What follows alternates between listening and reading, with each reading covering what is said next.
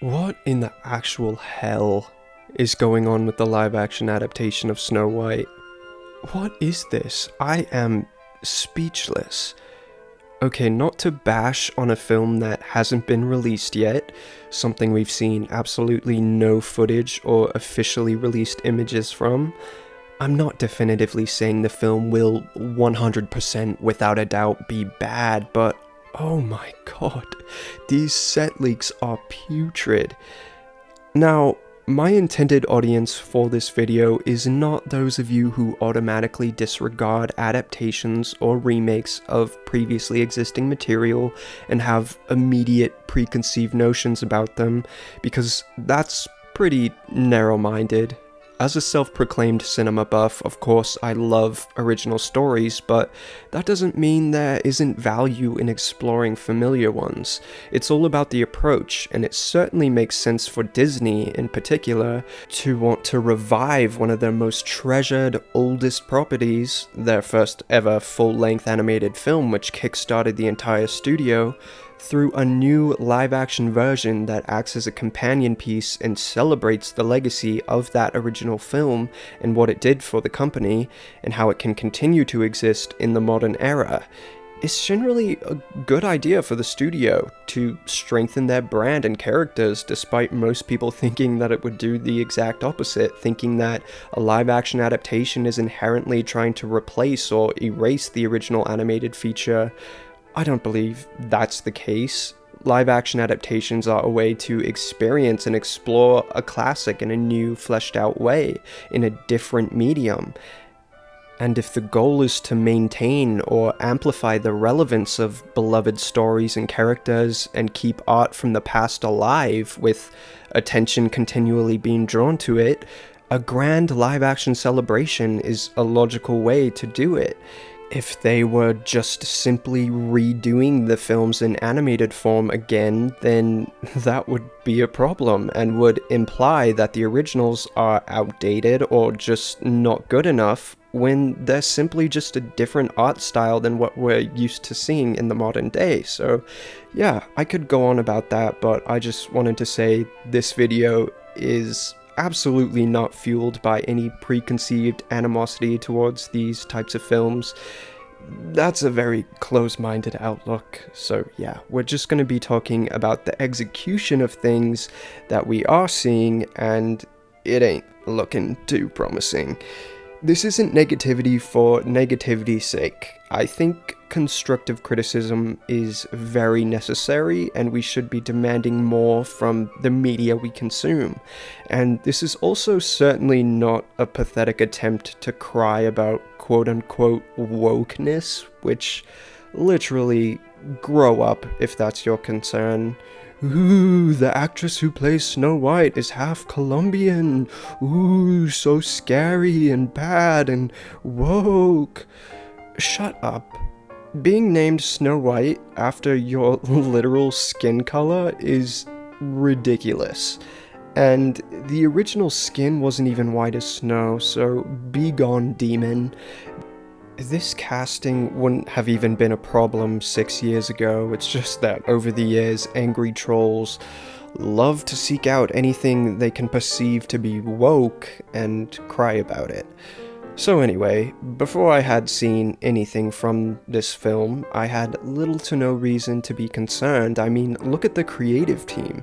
The brilliant Oscar-winning Greta Gerwig of Little Women and Barbie fame worked on the script for the film, which will inevitably bring out new, thought-provoking layers to the story.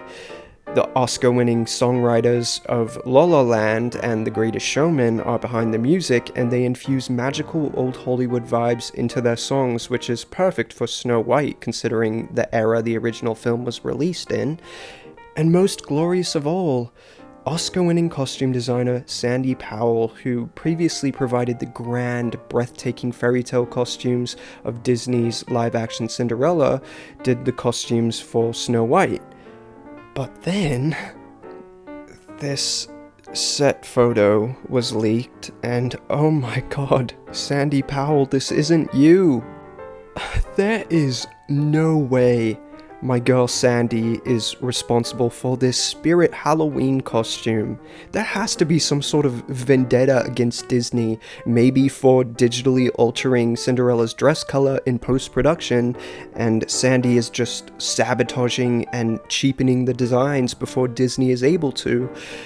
Anyone who is familiar with Sandy's work was expecting gorgeous cottagecore fantasy elegance, a soft golden skirt with intricate floral details, sophisticated fabrics, a dark blue velvet bodice, some old Hollywood sensibilities. But what we got was a Kmart tulle skirt in the garish shade of PP yellow, and the most generic Halloween princess top you can find. It's truly shocking, and I was immediately jumping through hoops trying to justify these images. Maybe the actual context of the film greatly changes things. Maybe the color palette will be adjusted in post-production, though that would be a lot of extra work. For what reason? Maybe it's a commentary on Disney princess culture, in the same way Greta Gerwig's Barbie is a campy reflection on the legacy of that character. I'm not sure, but all I know is this is objectively yikes, and the newest images that were recently released have amplified my concerns times a billion. Now, these are photo doubles of the actors, so that's why this image is not actually Rachel Zegler, who plays Snow White, but this is the same dress that Rachel Zegler was wearing in the other leaked set photos, so yeah, this is definitely the same production. And, good God, Sandy Powell, blink twice if you need help. Cheap, ugly. I am astonished. Why are the dwarfs dressed like hipsters who exist in the Disney Channel Descendants universe? Why can't I distinguish who is who? Why is the year 2013 more influential in the costuming than the golden age of Hollywood when the original Snow White came out? Sandy Powell used 50s influences for Cinderella because that's when the animated version was released, so why didn't she do that here? Also, I know these are probably photo doubles as the dwarfs, but photo doubles usually are supposed to be the same size as the actual actors, so why is there only one little person employed in this cast when this is a rare opportunity for little people to get some representation? And I know some people in the dwarfism community had concerns about stereotyping and such, but I feel like it could be handled with thought and care and with the consultation of the community. Like, employ little people in roles that are designed for little people. There aren't many of those opportunities, and I was hoping for cute little sparkly-eyed Santa Claus-like figures. These guys are not that. And then there's the photo double for the love interest, who apparently isn't a prince, and his costume is also horrendous.